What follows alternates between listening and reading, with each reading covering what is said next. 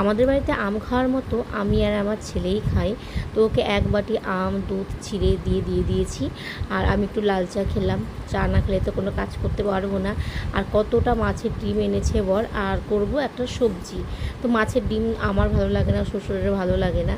তো এখন যে রূপচর্চা চলছে রান্না করতে করতেই, এর মধ্যে ছিল বেসন, টক দই আর হলুদ। তো রান্না হয়েছে মাছের ডিমের বড়া, একটা সবজি করেছি, ঢ্যাঁড়স ভাজা, শসা।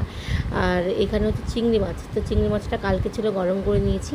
তো ভাবছি অ্যাঞ্জেলকে খেতে দেবো কী করে, বাইরে প্রচণ্ড তাপ, তো ওকে বিকেলবেলায় দিব। আর আমার পাশে আমার ছেলে শুয়েছিল, তো ঘুম থেকে উঠে দেখছি ও আমার কাছে নেই, খেলতে পালিয়েছে। তো এসে এখন পড়তে যাবে। আর রাতে আবার ওর বাবা নিয়ে আসলো চিকেন। তো এটা অয়েল ফ্রিভাবে আমি এখন রান্না করব।